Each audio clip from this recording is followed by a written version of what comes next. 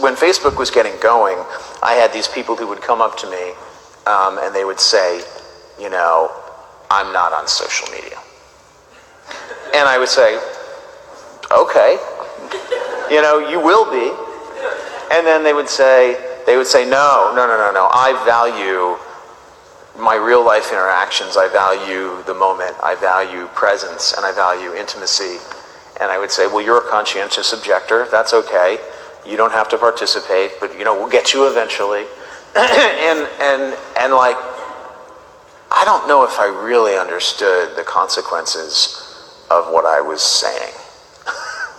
Because the unintended consequences of a network when it grows to 1 billion or 2 billion people, and it literally changes your relationship with society, with each other, with you know, it probably interferes with productivity in weird ways. God only knows what it's doing to our children's brains. You know, if the thought process that went into building these applications, Facebook being the first of them to really understand it, that thought process was all about how do we consume as much of your time and conscious attention as possible. And that means that we need to sort of give you a little dopamine hit every once in a while because someone liked or commented on a photo or a post or whatever.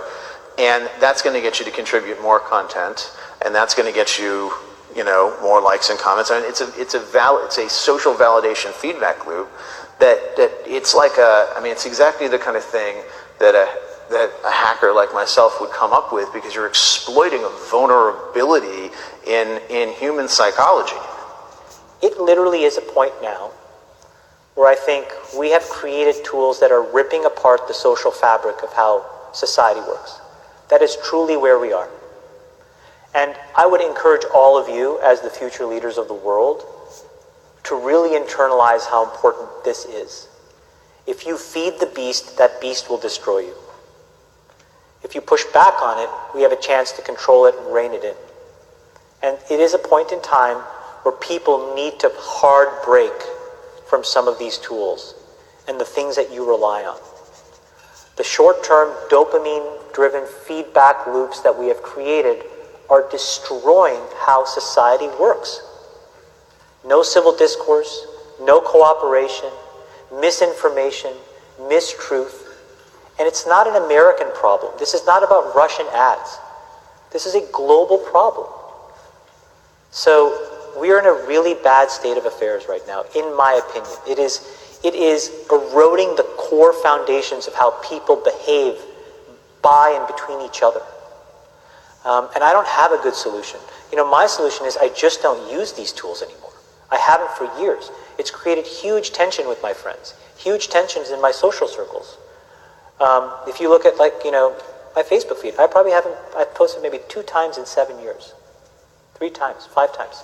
It's less than 10. And it's weird. I guess I kind of just innately didn't want to get programmed. And so I just tuned it out. But I didn't confront it. And now to see what's happening, it really bums me out. Like, think about, like, there were these examples where there was a hoax in WhatsApp where in some, like, village in India, people were, like, afraid that their kids were going to get kidnapped, etc.